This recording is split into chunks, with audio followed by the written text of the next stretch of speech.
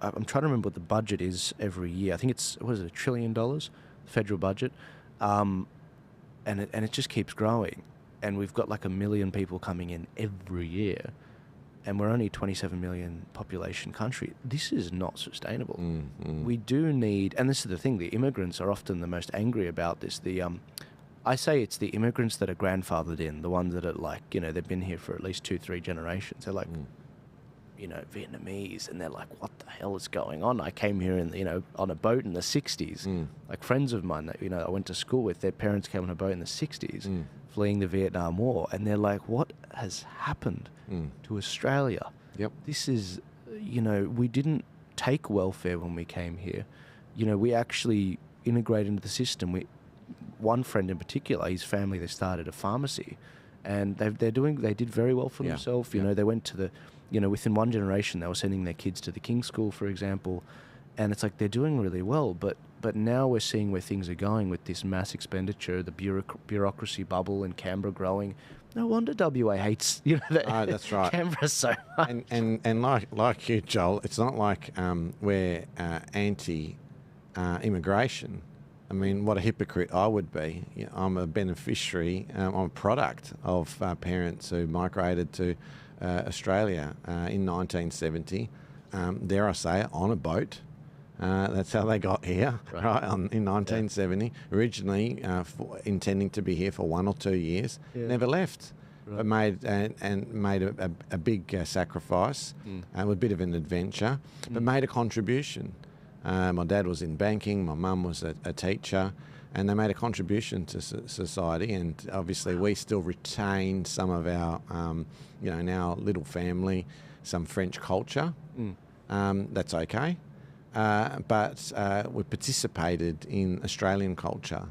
And, for myself, my brother, my sister, well, we know nothing else other than to be, Aussies. Mate, can I just say, you're something to be really proud of. If they came here in the 70s, their kid went to become like the honourable member of the upper house. That's amazing. That's actually really cool. Yeah. Because opportunities exist in Australia, right? Anyone has an opportunity to be able to do something. And that's the wonderful way of life that we've got in Australia. And we want to retain that, but not have this excessive intrusion by government in everything, in them ramming their policy, their woke policy agendas down our throats and so forth. And that's why you then have, as you say, those older migrants who then saying, hang on a second, this is not what this was all about. Yeah. And that's why I told you the story earlier about Felicia in Cowan and why she's firing up. Yeah. I've met her. She's lovely. I really like. I'm going to be a force if she gets into Parliament. Yeah, and this is the thing. A lot of people don't understand this. The minor parties don't really have a shot at winning lower house seats. That's why they go for the Senate. That's why they go for all your favourite freedom members of Parliament federally. They're in the Senate. They're not in the lower house. But you don't form government from the Senate. You form government from the lower house. That's why the Liberal Party, people are like, oh, Joel, why do you support the Liberal Party? I'm like, you don't form government from the Senate. No. Pauline Hanson will never be the Prime Minister because she's in the Senate. Neither will Malcolm Roberts or Gerard Rennick. I support them, and you'll see, us support them in, as the number one candidates in Queensland. But at a lower house level, you need people like Felicia to run for these pre-selections in the Liberal Party to pick the Prime Minister. Otherwise, we will never have someone like an Alex Antic, someone of that ilk, actually become the Prime Minister at a federal level. Yeah, and the other thing is that I would really encourage, and I keep saying this to anyone in Western Australia and across the nation, is interrogate the values and the beliefs of each candidate. So rather than just casting somebody aside because they're part of a particular party, interrogate it a little bit further. It would be distressing for me if somebody said, well, we're just not voting for the Liberal Party. Well, hang on, come and have a chat to me.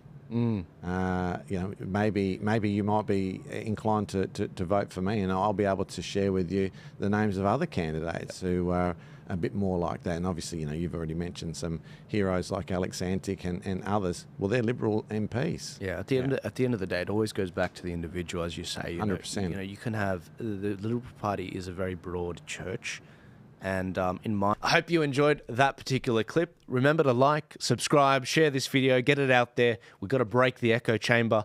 But also, if you're trying to get a hold of me a little bit more directly, I have actually a whole membership group of people on Buy Me a Coffee. It's kind of a overrated eyebrow club that I've formed. You guys know how much I love eyebrows. If you click the link in my description or if you click the link in my bio, you will actually see a link to join the Buy Me a Coffee family that I'm building. I want to be able to share more with you guys as to what are my plans ahead of the election, what are my raw and uncensored predictions for the elections and the various bills going through the parliaments. But also, I want to hear from you guys. What are the big tools that you want to see to help you meander through the craziness that will be 2025? And what advice do you have for me? What do you think the biggest issues are? Some of the best projects I've come up with have been from your ideas. The how to vote cards, the LGBT book registry, the reparations calculator. These are all things that you guys, from chatting with you, have inspired in me to form and make. I just happen to have the means to do it. But I want to actually, be walking around with both eyes open as to what's going on in this country. And the best way to do that is through you. It's through family. And I think that's why they try to destroy the family unit in this country.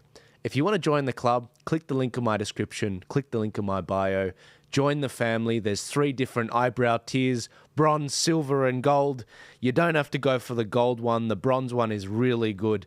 We're going to be chatting monthly on a Zoom together. We're going to be chatting about what's going on in this country, and I'm going to be able to hear about what's going on in your lives, what you guys need, and where you see things going. And I can be a little bit more raw with you and let's just say swear a little bit more, which I really want to do. I'll see you guys later. God bless you. Thank you again for your support, and I'll see you in 2025.